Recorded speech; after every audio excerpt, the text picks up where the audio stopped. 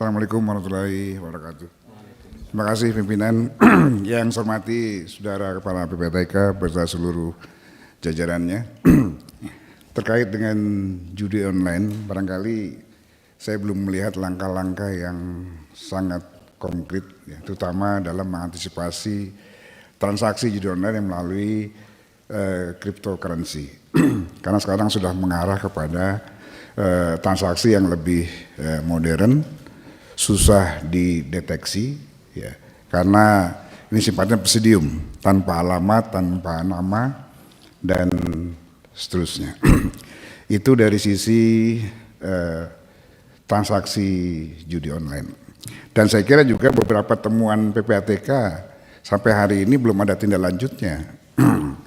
Pernah pertanyaan Pak Ketua Habibur Rahman beberapa waktu lalu kepada kepala PPATK, apa kabar itu yang 1.000 orang di lingkungan DPR yang terlibat judi online, DPR dan DPRD. Saya belum melihat ada langkah dan tindak lanjutnya. Termasuk juga apa yang pernah diutarakan ada sekitar 100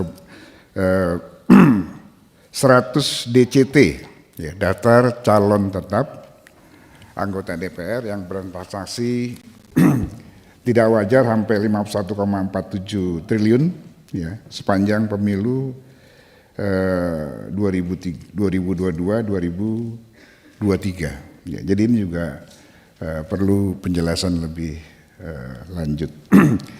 Kemudian juga tentang pencucian uang. Nah, fenomena di Bali ini barangkali juga kita tidak boleh lengah, karena perputaran uang melalui cryptocurrency di Bali itu sampai ratusan triliun hari ini, ya. Dan prakteknya sudah terang-terangan karena ini sistem pembayaran peer to peer, ya. Jadi mereka sudah melakukan transaksi yang luar biasa, terutama melalui turis-turis dari ini tumbuh setelah perang Rusia Ukraina. Mereka lari ke Bali dan harga tanah di Bali sekarang luar biasa karena mereka memborong aset-aset yang begitu banyak untuk mencuci uang buat landed dana mereka ini. Nah, ini juga bagaimana langkah-langkah PPATK dalam mengantisipasi ini. Ini belum nanti lari ke suap. Ya. Nanti Pak Rodi nggak terima lagi tuh dalam bentuk rupiah. Dia maunya Bitcoin atau Ethereum. Ya. Nah, satu Bitcoin hari ini udah 1,1 miliar. Ya. Kemudian Ethereum sekarang ini yang sudah hampir lebih naik lagi, udah 40 jutaan lebih. Nah, transaksi ini kalau ini mulai menjadi tren, barangkali sulit lagi kita temukan nanti OTT seperti di kejaksaan 800 miliar karena bentuknya sudah nggak berbentuk fisik lagi.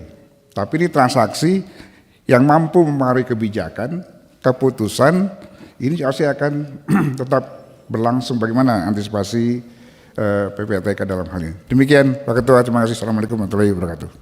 Oh, terakhir terkait dengan anggaran. Saya dengar nih Pak Ketua, ini perlu diperhatikan juga nih jajaran PPATK nih. Hari ini sudah dari bulan Mei katanya belum menerima tunjangan akibat pemotongan otomatis anggaran mereka. Anggaran udah kecil tapi dipotong juga. Betul nggak dipotong? Ya, belum terima hari ini. Belum terima tunjangan. Udah mulai bulan apa? Oh, enggak, bulan ini. Bulan ini. Kita juga belum terima sama. Ini kalau ngomong tunjangan sepertinya kita pun sama sepertinya. Tapi minimal saran dari Pak Bamsud luar biasa. Dan karena yang tadi menarik adalah masalah Bitcoin memang. Kan sekarang lebih ngetren. Saya tanya-tanya nih bagaimana cara transaksi Bitcoin. Sampai di Amerika pun untuk memeriksa terkait dengan Bitcoin tersendiri itu nggak bisa. Nah, ini akan disalahgunain oleh para pihak yang kalau kata Pak Bamsud tadi bilang, oh ya nanti nggak terima lagi dolar misalnya. Kemungkinan ada, Pak, karena permainan Bitcoin ini dengan membeli nilai rumah puluhan miliar bahkan ratusan miliar itu dengan cuma handphone ini aja dan nggak perlu mengisi mandatori transaksional. Bayangin Pak Ivan, kalau itu terjadi, ini melebihi dari judi online. Melebihi judi online. Karena transaksinya dengan segala macam cuma handphone ini doang. Dan satu alat. Alatnya kecil segini kalau nggak salah. Cuma tinggal pencet aja. 1, 2, 3, 4 pin ya, beres. Dalam hitungan detik diterima dengan yang bersangkutan. Saking hebatnya itu proses teknologi yang sedemikian rupa. Yang lain? Siapa yang lagi?